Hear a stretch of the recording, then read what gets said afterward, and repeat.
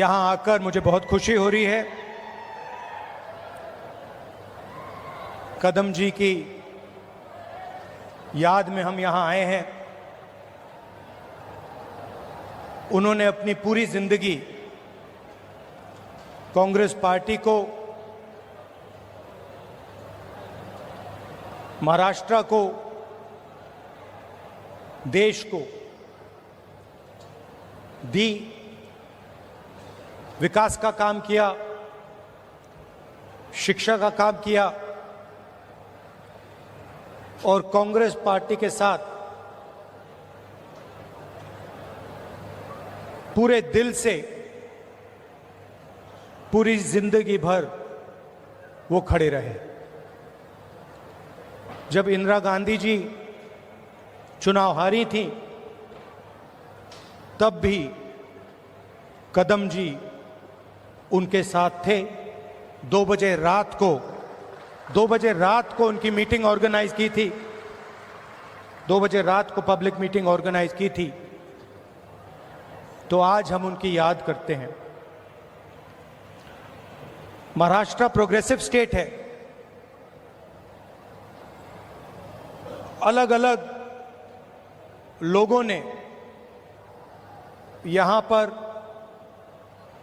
Progressive काम किया, जनता को एक साथ लेकर इंस्पायर किया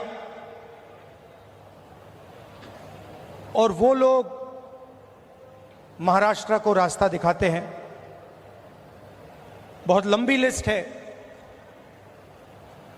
शिवाजी महाराज जी, शाहू महाराज जी, फूले जी, अंबेडकर जी, इन सब ने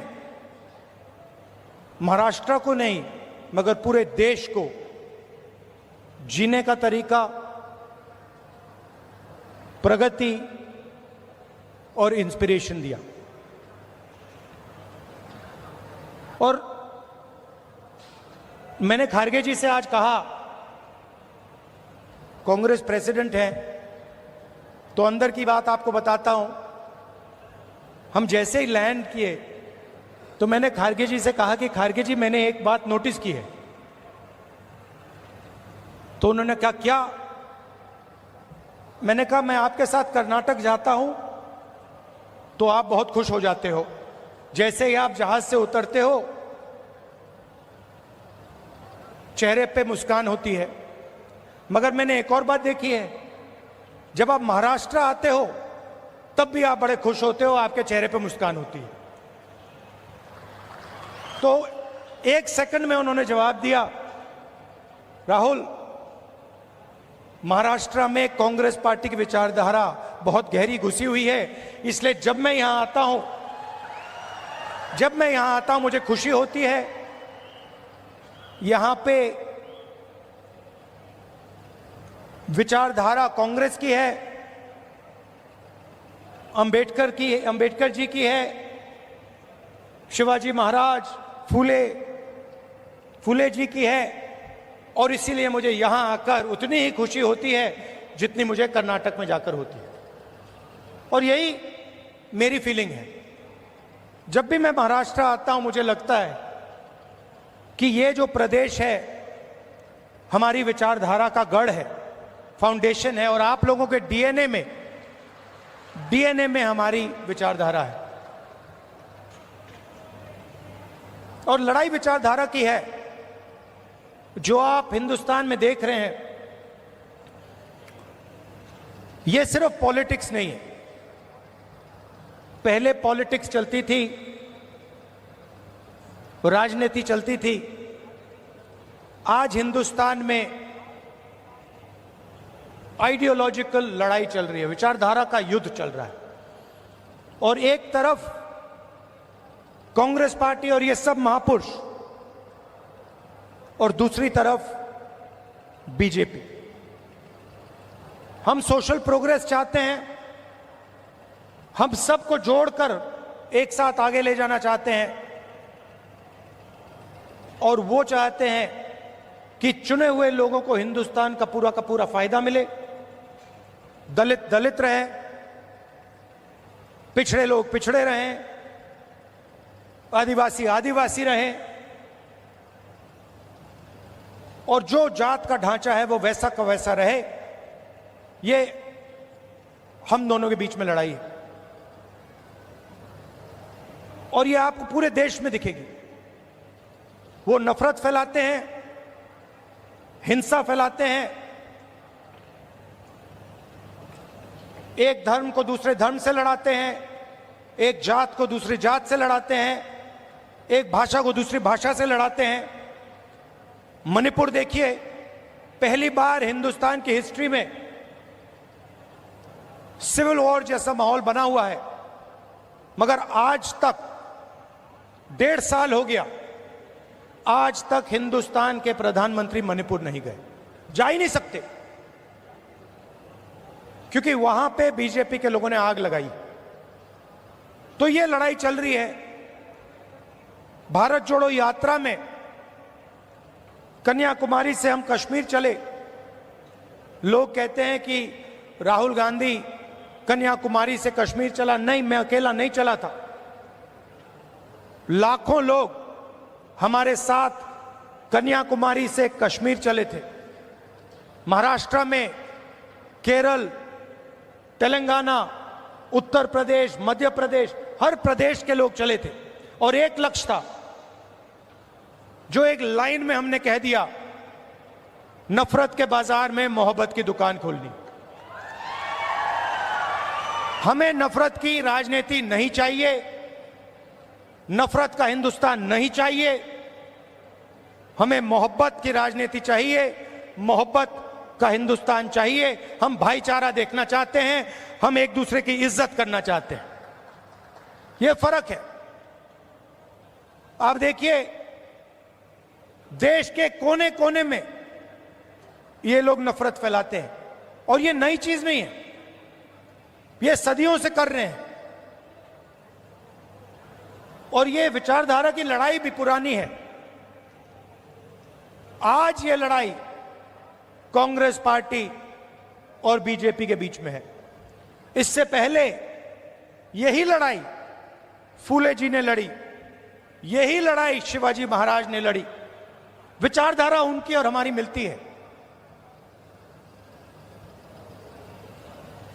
उनकी विचारधारा में और कांग्रेस पार्टी की विचारधारा में कोई फर्क नहीं। चाहे वो अंबेडकर जी हों, शाहू जी महाराज हों, शिवाजी महाराज हों, फूले जी हों, अगर आप उनको पढ़ें, उनके आइडियाज को देखें, समझें, तो आपको पता लगेगा कि फूले जी के आइडियाज, अंबेडकर जी के आइडियाज, शिवाजी महाराज के आइडियाज हमारे कॉन्स्टिट्यूशन में आज है। और चुनाव में हमने साफ कह दिया कि लड़ाई विचारधारा की है। बीजेपी के लोग हिंदुस्तान के संविधान को खत्म करना चाहते हैं। सीधी सी बात है, आप देख लीजिए, जहां भी ये अपने लोग डाल सकते हैं, वहां ये अपने लोग डाल देते हैं। चाहे वो इलेक्शन कमीशन हो, चाहे वो शिक्षा के इंस्टीट्यूशंस हो, लीगल सिस्टम हो, ब्यूरोक्रेसी हो, ये मेरिट नहीं देखते हैं। आज हिंदुस्तान में इनकी आंखों में एक ही तरीका का मेरिट है। अगर आप आरएसएस के हो तो मेरिट है, अगर आरएसएस के नहीं हो तो आपके लिए इन संस्थाओं में कोई जगह नहीं। और हर रोज ये कॉन्स्टिट्यूशन पर आक्रमण करते रहते हैं, कोई ना कोई नया तरीका ये निकालते रहते हैं। हमने जाति जनगणना की बात की। हमने कहा कि देखिए, देश में पता लगाना है कि किसकी कितनी आबादी है और किसका कितना हक बनता है।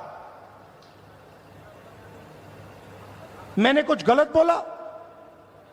सही बोला ना? कि ये पता लगाना है, अलग अलग वर्ग के लोग हैं, ये कितने हैं, इनकी आबादी कितनी है और इनका हक क्या है, और कौन सी संस्थाओं में इनके लोग हैं।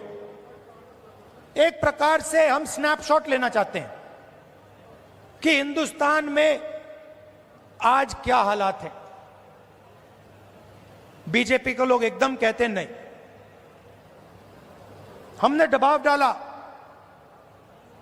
न्याय यात्रा की, और पहले ये सारे के सारे लोग कहते थे कि जाति जनगणना के हम खिलाफ हैं। आरएसएस के लोग कहते थे, बीजेपी के लोग कहते थे, इनके नेताओं के बयान हर रोज आते थे कि जाति जनगणना नहीं होना चाहिए।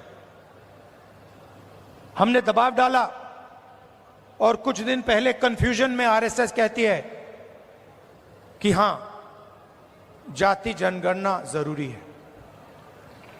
अगर आप आज कह रहे हो कि जाति जनगणना जरूरी है, तो पिछले 6 महीने में आप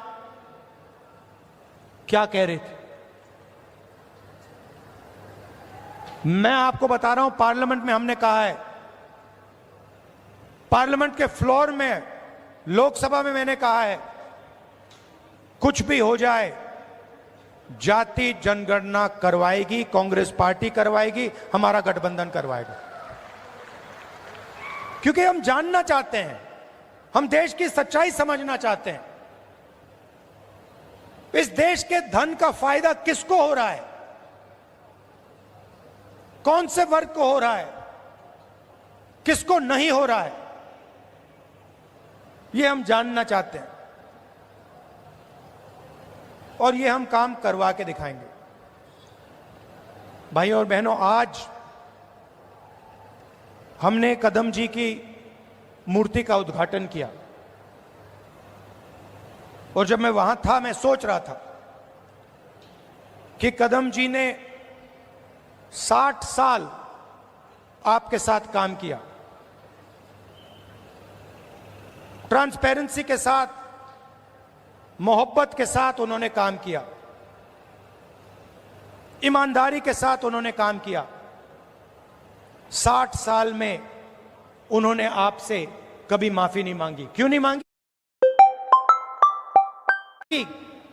क्योंकि जरूरत नहीं पड़ी। यह सच्चाई है। माफी वही मांगता है जो गलत काम करता है। जिसने गलती ही नहीं की, उसको माफी किस चीज की मांगनी है? यहां कुछ ही दिन पहले शिवाजी महाराज की मूर्ति बनाई गई और मैंने अखबार में पढ़ा कि प्रधानमंत्री ने कहा, मैं शिवाजी महाराज से माफी मांगता हूं। अब मैं ये समझना चाहता हूं, प्रधानमंत्री जी ने किस कारण माफी मांगी? अलग अलग कारण हो सकते हैं। पहला कारण हो सकता है कि ये जो मूर्ति थी, इसका कॉन्ट्रैक्ट आरएसएस के एक व्यक्ति को दी गई। पहला कारण यह हो सकता है। शायद प्रधानमंत्री जी कह रहे हैं कि नहीं, मैंने गलती की, मुझे ये कॉन्ट्रैक्ट आरएसएस के व्यक्ति को नहीं देनी थी, ये मुझे कॉन्ट्रैक्ट मेरिट पे देना था। शायद वो गलती हो सकती है। दूसरी गलती हो सकती है कि मूर्ति के बनने में भ्रष्टाचार हुआ, चोरी हुई। शायद प्रधानमंत्री इसके लिए माफी मांग रहे हैं कि मैंने जिसको कॉन्ट्रैक्ट दिलवाया उसने भ्रष्टाचार किया, महाराष्ट्र के लोगों से चोरी की। यह कारण हो सकता है। तीसरा कारण हो सकता है कि आपने शिवाजी महाराज की मूर्ति बनाई, उनकी याद में आपने मूर्ति बनाई और आपने इतना भी ध्यान नहीं दिया कि वो मूर्ति खड़ी रहे। मैं आपको गारंटी देता हूं, कदम जी की जो मूर्ति बनी है ना, आप यहां 50, 60, 70 साल बाद आ जाइए, यहां आपको दिखेगी।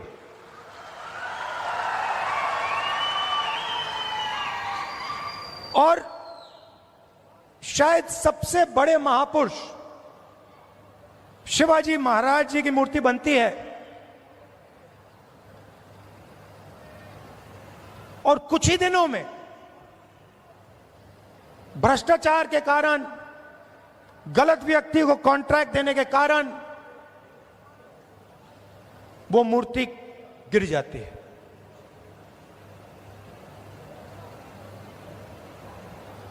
शिवाजी महाराज का अपमान किया है और प्रधानमंत्री को सिर्फ शिवाजी महाराज से माफी नहीं मांगनी चाहिए। अगर माफी मांग रहे हैं तो महाराष्ट्र के हर व्यक्ति से माफी मांगनी चाहिए और प्रधानमंत्री जी को यह भी समझाना चाहिए कि आप सिर्फ 2 लोगों की सरकार क्यों चलाते हो। जहां भी हम देखते हैं बड़े से बड़े कॉन्ट्रैक्ट अदानी और अंबानी जी को मिलते हैं। मैंने पार्लियामेंट में भाषण दिया। पार्लियामेंट में किसी का नाम लिया जा सकता है, मगर पहली बार मुझे कहा गया कि पार्लियामेंट हाउस में अपने भाषण में मैं अदानी और अंबानी का नाम नहीं ले सकता हूं। तो फिर मैंने कहा ठीक है भैया, आप चाहते हो कि मैं ना लूं, मुझे कुछ ना कुछ तो कहना पड़ेगा। अगर अंबानी अदानी नहीं चाहते हैं तो मैं कुछ और कह देता हूं। तो मैंने उनका नया नाम बनाया है A1 और A2। पूरा का पूरा काम A1 और A2 का हो रहा है। प्रधानमंत्री जी ने इसके लिए माफी किसी से नहीं मांगी।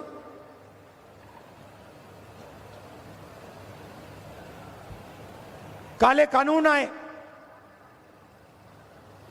किसानों से उनका हक छीनने वाले कानून, 700 किसान शहीद हुए। हमने पार्लियामेंट में कहा कि 2 मिनट इनके लिए मौन रखा जाए। हमें कहा जाता है नहीं, ये शहीद नहीं है।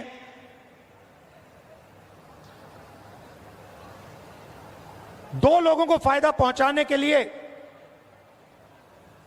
हिंदुस्तान के सारे स्मॉल और मीडियम बिजनेसेस को खत्म कर दिया। जो लोग इस देश को रोजगार देते हैं उनको नोटबंदी से, गलत जीएसटी से आपने खत्म कर दिया। अरबपतियों का रास्ता खोलने के लिए उनसे भी आप माफी मांगिए, नोटबंदी की माफी मांगिए, गलत जीएसटी की माफी मांगिए। और नतीजा क्या है कि आज अगर युवा रोजगार चाहता है, सिर्फ महाराष्ट्र में नहीं, पूरे देश में कहीं भी अगर रोजगार चाहता है, उसे रोजगार नहीं मिल सकता। क्यों? क्योंकि जो कंपनियां उसे रोजगार देती थी, जो छोटी कंपनी थी, मिडिल साइज कंपनी थी, वो सब बंद हो गई, खत्म हो गई। भाइयों और बहनों, अंबानी और अदानी इस देश को रोजगार नहीं दे सकते हैं। रोजगार कौन दे सकता है? रोजगार छोटे बिजनेस वाले दे सकते हैं, रोजगार मीडियम साइज बिजनेस वाले दे सकते हैं, जो छोटी फैक्ट्रियां चलाते हैं, मिडिल साइज फैक्ट्रियां चलाते हैं, जो चीजें बनाते हैं, ये लोग दे सकते हैं। आज हिंदुस्तान में नया मॉडल है, चाइना का माल आता है, वही 10-12 अरबपति उस माल को बेचते हैं। आप मोबाइल फोन के पीछे देख लीजिए मेड इन चाइना, शर्ट के पीछे देख लीजिए मेड इन बांग्लादेश, जूते के नीचे देखिए made in Vietnam, made in Maharashtra, made in India, आपको कहीं नहीं दिख सकता।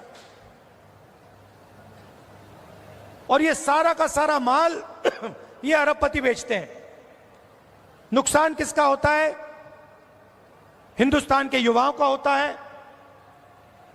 हिंदुस्तान के जो छोटे बिजनेस हैं, मिडिल साइज बिजनेस हैं, जो चाइना का मुकाबला कर सकते हैं उनका होता है। फायदा किसका होता है? नरेंद्र मोदी जी की मार्केटिंग होती है, अदानी और अंबानी जी का फायदा होता है।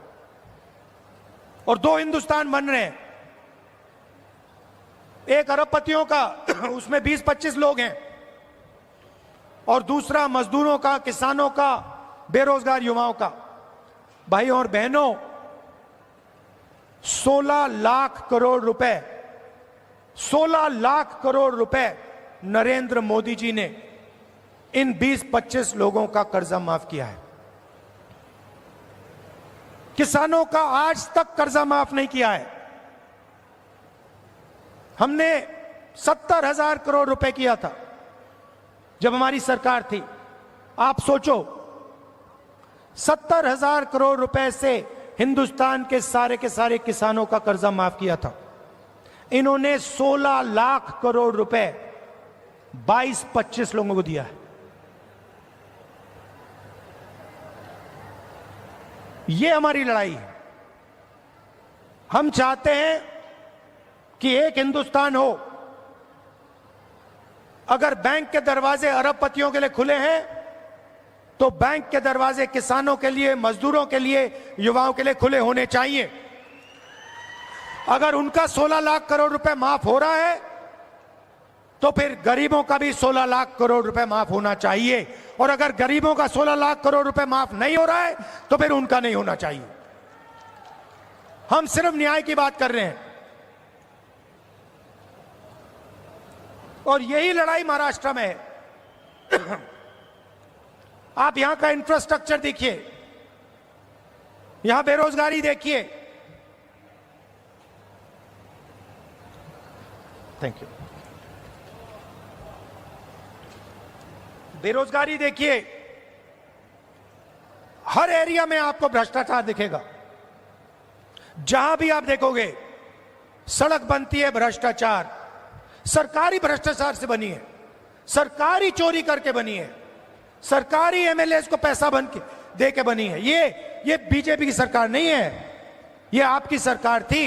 इसको तोड़कर चोरी करके ले गए ये लोग। तो जहां भी आप देखोगे आपको भ्रष्टाचार मिलेगा।